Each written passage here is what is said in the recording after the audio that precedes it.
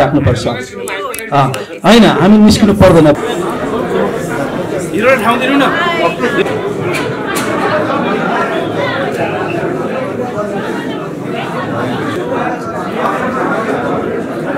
अघिल्लो चलचित्रमा गुरुसँग काम गर्न पाएँ यो चलचित्रमा चेलासँग काम गर्न पाएको छु मलाई बल्छी धुर्बे बनाउने मेरा गुरु श्रद्धेय गुरु केदार घुमेरी माग्ने बुढा उहाँको धर्मपत्नी र पहिलो मेरो कुशेली मेरो पहिलो सिनेमामा चाहिँ मैले उहाँलाई चाहिँ आमा बनाउन पाएँ सबैजना आफ्नो ठाउँमा म भन्दा सबैजना हिट हुनुहुन्छ नायिकाहरूको चाहिँ आवाज दबाइयो कि भन्ने यो कथा नै आमाको हो त्यस कारणले गर्दा आमाहरू उहाँहरू चित्त दुख्छ होला नि वर्षाजी यत्रो सिंगारेर आउनु भएको छ हैन अनि ट्रेलरमा चाहिँ खै टेक्निकल पार्ट चाहिँ उहाँहरूलाई नै थाहा होला अब किन कसरी के भनेर उहाँको बल्छीजीको यत्रो ठुलो सपनाको सानो हिस्सा हुन पाएकोमा एकदमै खुसी छु म त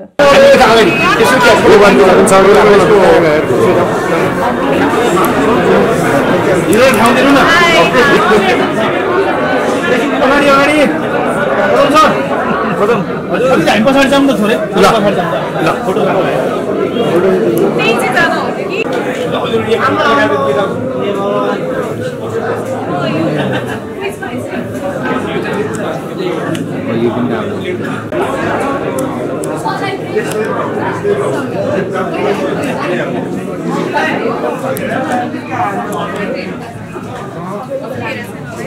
I'm so surprised.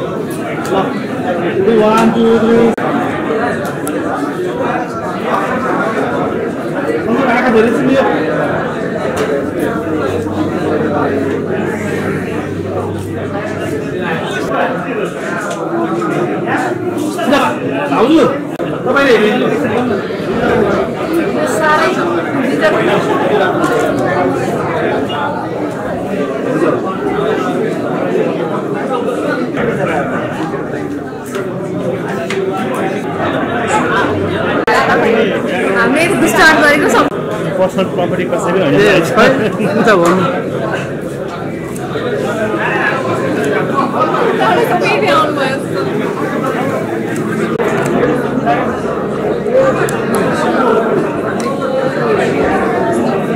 नेगेटिभ बुझ्छु भन्दै छ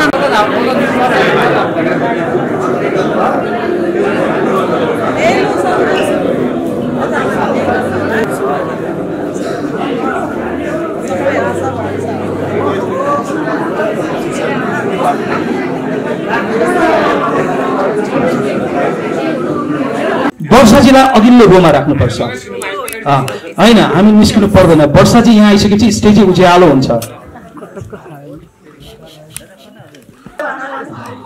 थ्याङ्क यू मलाई लाग्थ्यो हिरो बल्छीले गएर वर्षाजीलाई यसो हात दिएर माथि स्टेज चढाउने हो कि भनेर बल्छी आज लजायो ट्रेलर हामीले पनि अब आज पहिलोचोटि हेर्यौँ अझैले त हेरिसक्नु भएको थियो हामीले चाहिँ हेर्यौँ एकदमै मन पर्यो एकदमै राम्रो लाग्यो अनि यो चलचित्र गर्दै गर्दाखेरि मसँग एक दुईवटा नयाँ एक्सपिरियन्स भयो बल्छीजीसँग चाहिँ फर्स्ट एक्सपिरियन्स चाहिँ पहिलो चलचित्र जहाँ चाहिँ मैले डिरेक्टर एक्टर र प्रोड्युसर एउटै मान्छे भएको उहाँसँग काम गर्न पाएँ होइन। अनि अर्को एक्सपिरियन्स चाहिँ कस्तो भयो भन्दाखेरि जहिले पनि सुटिङ सेटमा यति धेरै तनाव तीमाथि एउटा पात्रले यति धेरै रोल निभाइरहेको चाहिँ धेरै कम हुन्छ चलचित्रमा। सबैजना कोही आफ्नै रोल गरिरहनु भएको हुन्छ, कोही एक्टर भइरहनु भएको हुन्छ, कोही डिरेक्टर भइरहनु भएको हुन्छ, तर यति धेरै रेस्पोन्सिबिलिटी लिएर पनि यति कुल तरिकाले हामी कसैलाई पनि त्यो प्रेसर फिल नगराइकन, कुनै दिन पनि अँध्यारो मुख नलाइकन एकदमै सहज तरिकाले हामीलाई सबैजनालाई यति राम्रो वातावरण बनाइदिनु भयो चलचित्र सुटिङ गर्नको लागि। स्पेसली त्यो टाइममा अघि दाइले भन्नुभयो जस्तो त्यो जिन्जीको प्रोटेस्ट भइरहेको टाइममा हामी सुट गरिरहेको थियौँ, त्यतिखेर एकदमै सहज तरिकाले हामीले सुटिङ गर्न पायौँ। अनि अरू भनेको त अब चलचित्र रिलिज हुँदैछ, प्रमोसनका अरू पनि कुराहरू आइ नै हाल्छन् होइन। र यति धेरै राम्रो कलाकारहरू, यति धेरै अग्रजहरूसँग काम गर्न पाएको छु। अघिल्लो चलचित्रमा गुरुसँग काम गर्न पाएँ, यो चलचित्रमा चेलासँग काम गर्न पाएको छु। अघिल्लो चलचित्रमा सीता भाउजूको हस्बेन्डसँग काम गर्न पाएको थिएँ, यसपालि सीता भाउजूसँग काम गर्न पाएको छु होइन। एनिवेज एकदमै रमाइलो एक्सपिरियन्स भयो सबैजनासँग, त्यही नै हो। अनि हाम्रो पूजनजीलाई पनि वेलकम गर्न चाहन्छु इन्डस्ट्रीमा। हजुरहरू काममा अग्रज भए तापनि चलचित्र क्षेत्रमा पहिलोचोटि हुनुहुन्छ धेरैजना, त्यसको लागि हामी सबैजनाको तर्फबाट एकदमै धेरै बेस्ट विशेष, र हामी सबैजनालाई बेस्ट विशेष। माघे गते चलचित्र रिलिज हुँदैछ। म खास त्यति धेरै बोल्न सक्ने अवस्थामा पनि छैन, थाकेर सुत्न पाएको पनि छैन, गाह्रो छ अवस्था। सबैभन्दा पहिला त मेरा प्रिय दर्शकहरू, मलाई सानो टेलिभिजनको एउटा स्क्रिनबाट आज यो ठुलो स्क्रिनसम्मको लागि चाहिँ यात्राको लागि जुन तय गरिदिनु भयो मेरो प्रिय दर्शकहरू, देश विदेश जहाँ बस्नुहुन्छ उहाँहरूप्रति अत्यन्तै कृतज्ञ छु। त्यस्तै गरी यो यात्रामा मलाई एउटा चाहिँ दुईटा हात भएर मलाई यति धेरै मलाई यो चाहिँ यात्राको लागि चाहिँ बाटो खोलिदिनु हुने मेरा प्रिय गुरुहरू, श्रद्धेय गुरुहरू केदार घिमिरे माग्ने बुढा, त्यस्तै गरी सीताराम कटेल धुर्मुस, उहाँहरू जहाँ हुनुहुन्छ, दुवैजनाले अमेरिका हुनुहुन्छ, दाइहरू मेरो गुरुहरूलाई सम्झिन चाहेँ। र अगाडि यति धेरै मिडियाको साथीहरू हुनुहुन्छ, मलाई लाग्छ मलाई अहिले जहाँ जसरी चिन्नुहुन्छ सबै तपाईँहरूको हात छ। त्यस कारणले सम्पूर्ण मिडियाको साथीहरूप्रति अत्यन्तै कृतज्ञ छु म। र ट्रेलर हेरिसक्नु भएको छ, यसको पनि हजुरहरूलाई मनमा लागेको एउटा टेलिभिजनदेखि दुःख गर्दै आएको, सङ्घर्ष गर्दै आएको एउटा भोइ मान्छेले बनाएको एउटा कथा हो। यसलाई भनेर त्यो हिसाबले चाहिँ हजुरहरूले पक्कै पनि सपोर्ट गर्नुहुन्छ भन्ने एकदमै आशा छ। र मैले एकजनाको दुईजनाको मात्रै नाम भने अत्यन्तै ठुलो त्यो पाप लाग्छ जस्तो लाग्छ, त्यो अन्याय हुन्छ। त्यस कारणले गर्दाखेरि मैले सबैजनाप्रति मेरो बुवा आमाको आशीर्वाद सम्झेर, बुवा आमालाई सम्झेर, मैले वर्षाजीले भन्नुभएको जस्तै मैले सेटमा एउटै कुरा के भनेको थिएँ भने सिनेमा सुरु हुने बेलामा हाम्रो प्रोडक्सनमा कसैले पनि कसैलाई पनि नराम्रो बिहेभ गर्ने छैन, कसैले पनि कसैलाई पनि हेपेर बोल्ने छैन, काम बिग्रियो भने बाबु आऊ भनेर सम्झाएर भन्ने छ भनेर मैले एउटा शब्द बोलेको थिएँ। मलाई लाग्छ म त्यो विषयमा चाहिँ सफल भएँ जस्तो लाग्छ।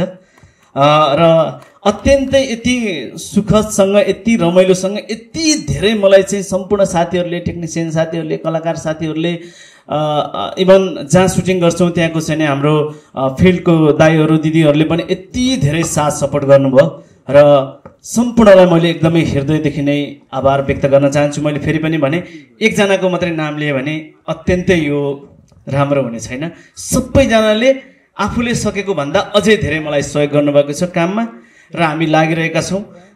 हामी चाहिँ माघे गते विश्वभरि, नेपालभरि गोबर गणेश सिनेमा लिएर एउटा देखिहाल्नुभयो एउटा आमाको कथा, यहीँ हुनुहुन्छ।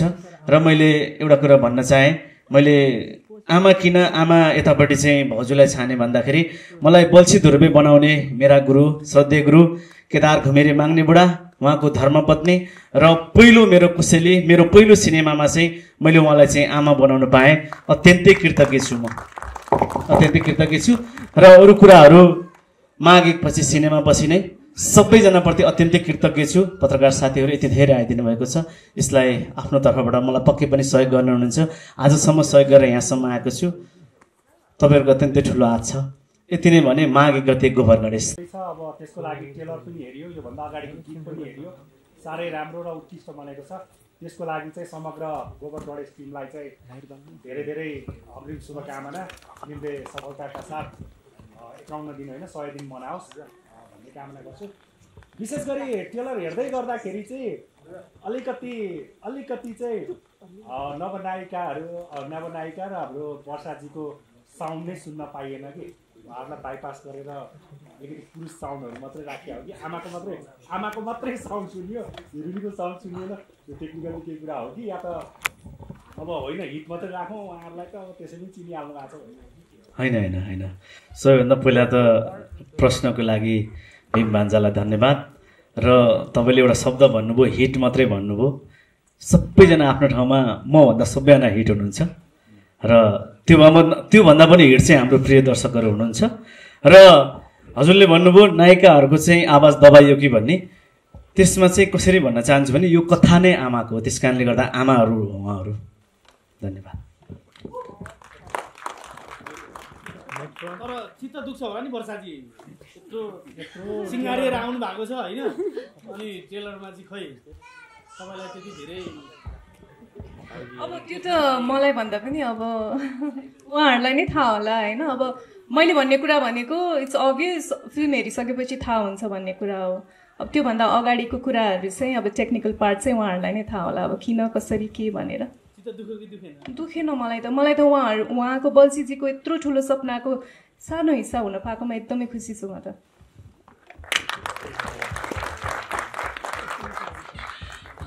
अब एउटा मात्रै क्वेसन ल्याउँ न।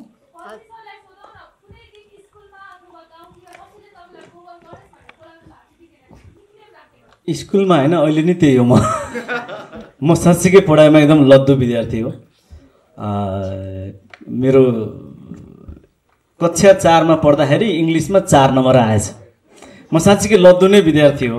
म खालि एउटै कुरा, पढाइमा चाहिँ म 0 नै हो। त्यो गीतले भनेको थियो त्यस्तै नै हो। म खालि काममा चाहिँ म खटिन सक्छु, म गर्छु भन्ने चाहिँ पढाइ नभए पनि म होइन, मेरो भित्रै इनर्जीबाट काम गर्न सक्छु, म सफल हुन्छु भन्ने चाहिँ मलाई जहिले पनि आउँछ। Thank you. ल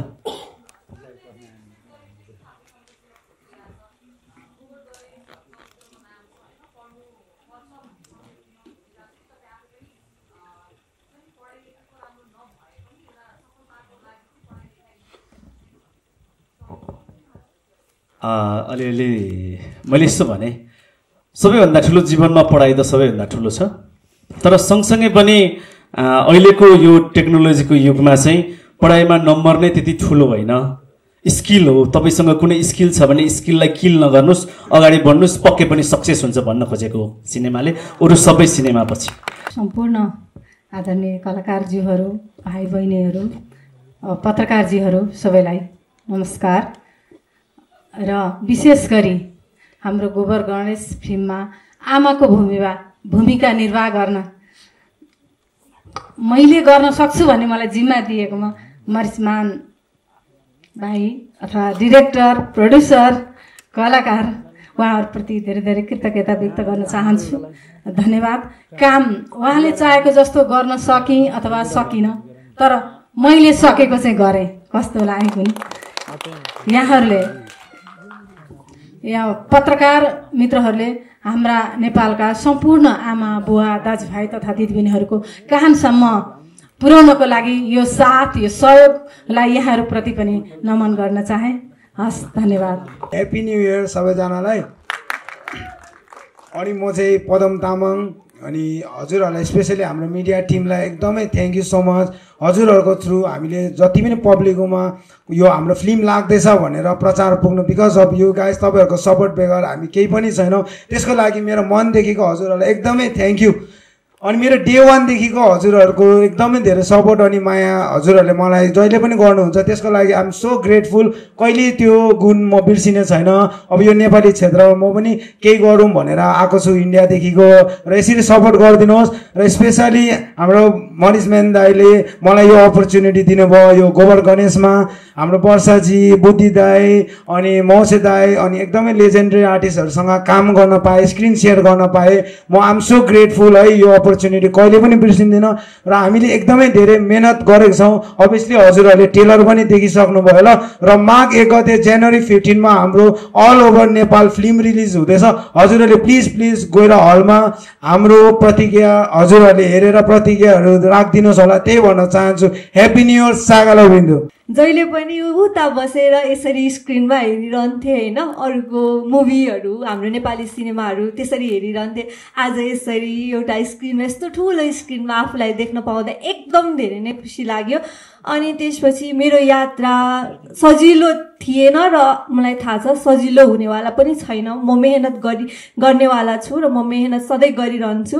र मेरो यात्रा चाहिँ एउटा लोकदोहोरी गीत, तिजको गीत हुँदै लोकदोहोरी गीत, अनि त्यसपछि सिरियल हुँदै आज यस्तो बिग स्क्रिनमा हजुरहरूसँग यसरी उपस्थित भएर बोल्न पाउनु पनि मेरो लागि एकदम ठुलो कुरा हो। अनि बिग स्क्रिनमा पनि मरिजमान सर भने फर्स्ट टाइम हो यो चाहिँ, बल सरले लाइक ठुलो एकैचोटि तिमीले गर्ने होइन, तिमीले एउटा सानो पात्र गर, सानो एउटा क्यारेक्टर निभाऊ, त्यसपछि अडियन्सले तिमीलाई यत्तिकै धेरै माया गरिहाल्नुहुन्छ नि। त्यसैले आफूलाई प्रुभ गर्नको लागि चाहिँ ठुलो धेरै समयसम्म स्क्रिनमा देखेर मात्र प्रुभ गर्ने होइन, त्यही भएर चाहिँ सानो क्यारेक्टर तर आफ्नो मनदेखि 100% दिएर निभाऊ भनेर उहाँको हौसला र हाम्रो टिम सबैको हौसलाको कारणले गर्दाखेरि चाहिँ मैले एउटा क्यारेक्टर निभाएको छु गोबर गणेश सिनेमामा। अब यो माघ 1 गतेबाट आउँदैछ। सो हजुरहरू सबैजनालाई धेरै धेरै धन्यवाद र आशा छ हजुरहरूले मलाई यसै गरी साथ सपोर्ट गर्नुहुन्छ भनेर। Thank you.